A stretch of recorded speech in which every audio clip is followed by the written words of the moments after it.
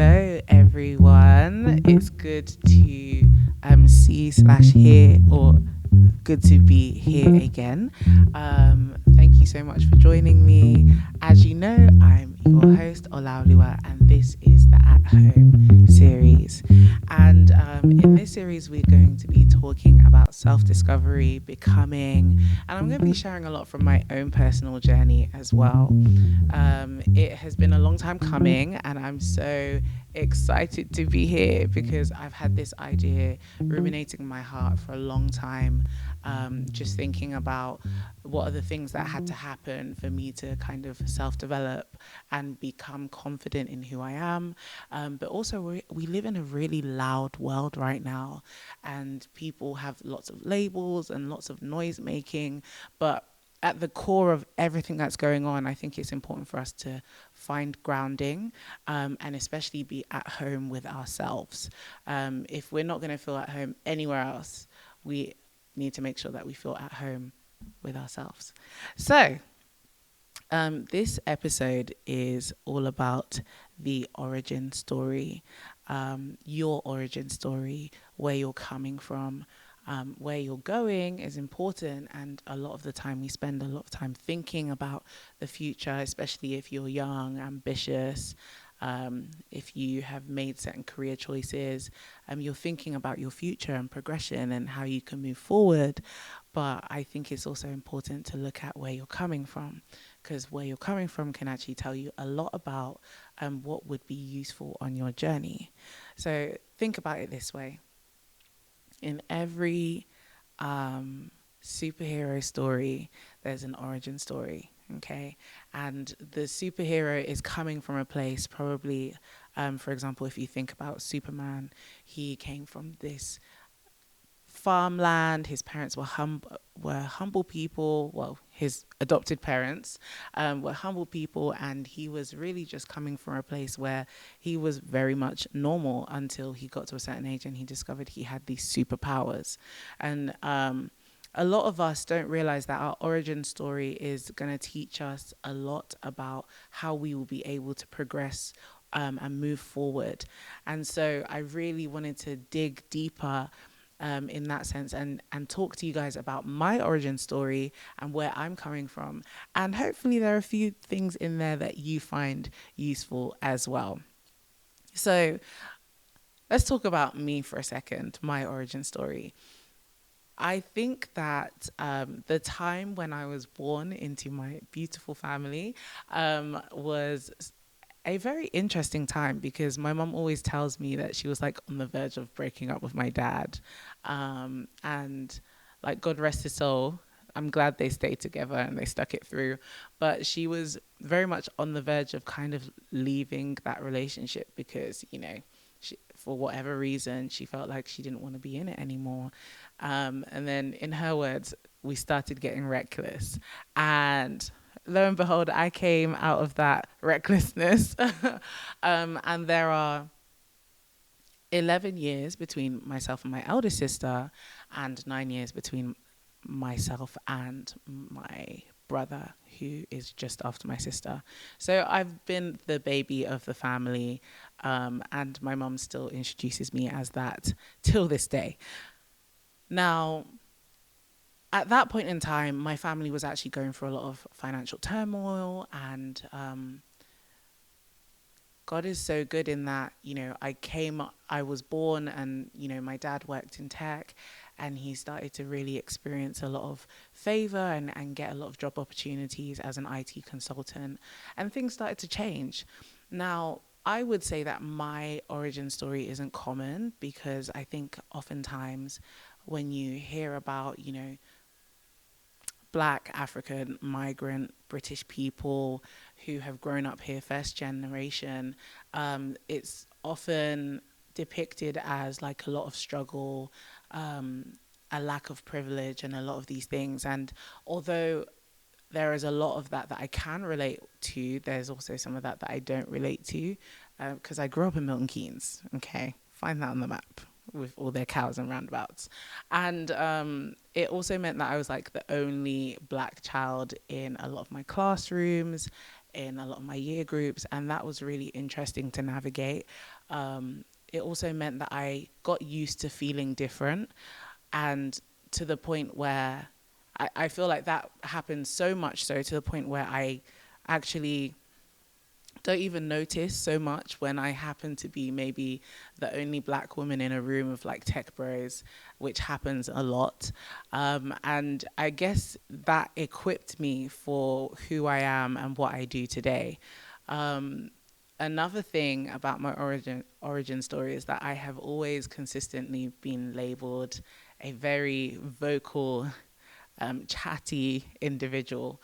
And it's so funny because, especially when growing up in primary school, there was a one particular boy who used to bully me about always having something to say.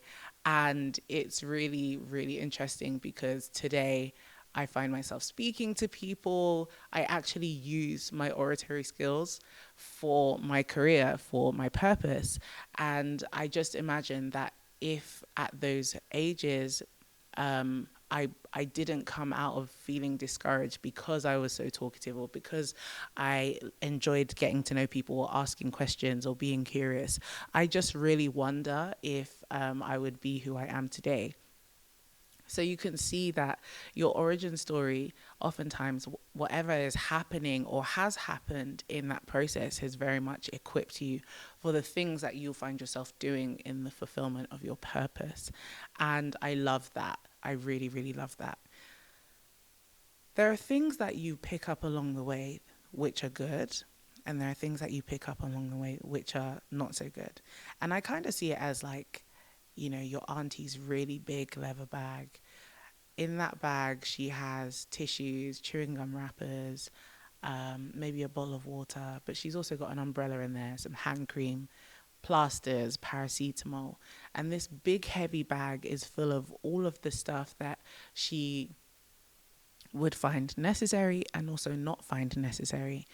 Um, and eventually, when you clear out the bag, what you'll discover is that the essentials are all there and ready to be used because they were put there on purpose. Um, for many of us, we have disassociated with our origins or our journey at the beginning because maybe it has become painful, to reflect on what you passed through or what you didn't have or what you needed and didn't have access to. And I think for a lot of us, we kind of get dubbed down in that place, and we stay there thinking about what we didn't have, and what we were robbed of in essence. And what happens is that that stops us from progressing forward. And I think in psychology they actually call it, something like, I don't even remember, but I'll put it in the show notes. It's a form of regression, an adult psychological regression, where you stay the age of your last significant trauma. And for many of us, if we've walked through any kind of trauma, it can feel hard to progress forward. But I want to ask you a question about your origins, and it's a question that I'm asking myself. What did it teach me? Because I think sometimes we focus so much on the negatives, that come from our stories, the negatives that come from uh, all of those experiences, and we don't take a moment to think about how that has equipped us or how it has actually helped us to go through those things. And I think TD Jakes says it in the best way, that affliction is the seed of greatness. And I know some of us are not fans of TD Jakes, but I think something that's so powerful about him and his ability to communicate is that I don't know one person that can't listen to him. He relates to everyone, and he's like a almost 70-year-old black man. He's a bishop of a church. I say all of that to say those seeds of pain or rejection, those seeds of not feeling good enough or low esteem, can actually germinate into something very beautiful and powerful if given the right environment.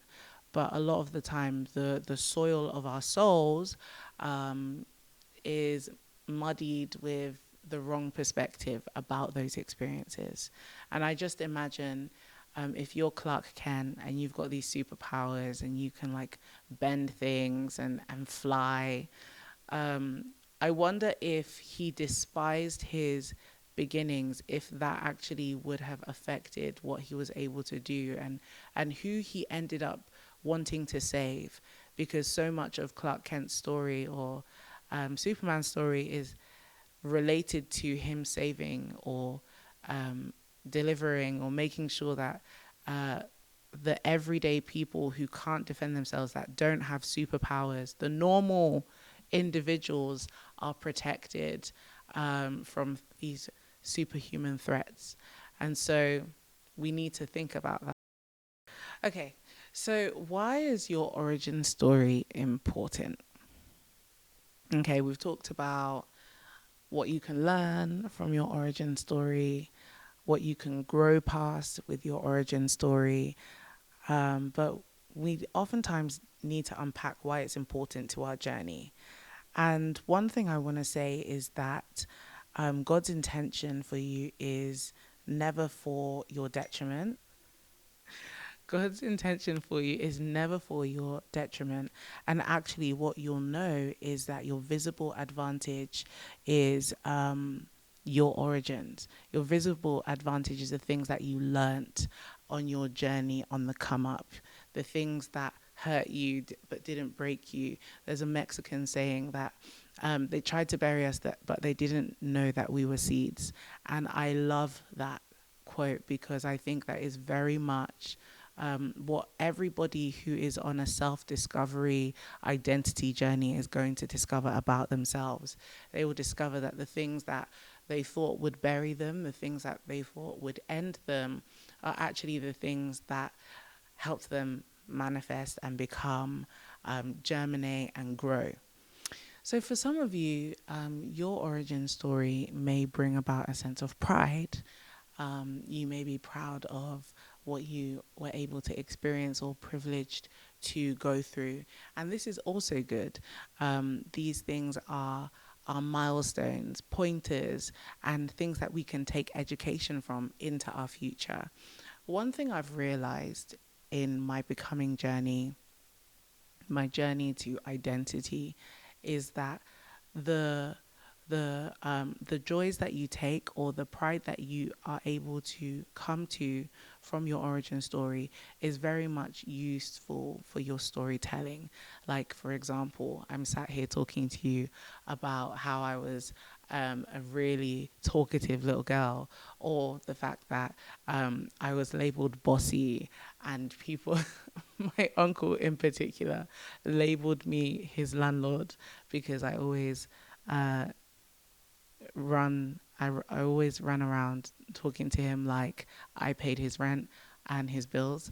Arguably, I could do that today, but I think that those things I'm proud of today because they tell me so much about the person that I am. And one of the things that I am grateful for is the fact that I've been able to go through the rejection, but also the acceptance process. Your origin story is something that you have to willingly accept. It's happened now. It's not something you can go back and undo.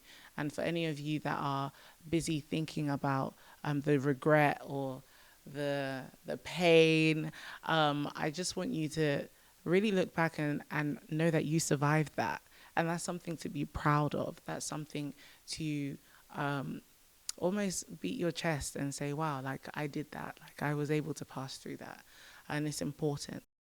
Derek Prince always said something. He said that if I need to know where a person is going, all I have to do is look at their childhood and their origins. And it's true. But one thing I would say is that in our becoming, in our origins, those things aren't necessarily proselytizing to where or who we will be. Sometimes your origins are literally for you to understand the depths of what you shouldn't want other people to pass through, or the depths of what you will never experience again. Not everything about where you're coming from needs to come along on the journey, and not everything from where you're coming from is speaking to your future. And this is important because I think some people are only able to see as far as their lens can show them. And this is really down to the level of exposure that they have. Their exposure is showing them that this square box is all that they can ever see, it's all that they've ever experienced. And so one would, logically assume that, okay, that's all I will ever be. And that's not the case. Your origins are supposed to teach you that this is where I've been, but there's so much more beyond the box or the square. And they do these experiments on rats often, teaching them about like cognitive conditioning. We see that when you are able to cognitively condition an animal, a rat or a hamster, to stick within a specific area, it will after some time, because it has seen that it's negative to leave that level of safety. And something to understand is that the origin story is the bridge to the future. And I mentioned in the beginning that we are ambitious people, or we are people who love to look to the future a lot, love to look at what we are going to achieve. But actually, what helps us get there is the bridge. And the bridge is the deep acceptance, true acceptance of our origins, of where we're coming from. Not because that's all we will ever be, but because all of it was useful and helpful in helping us become.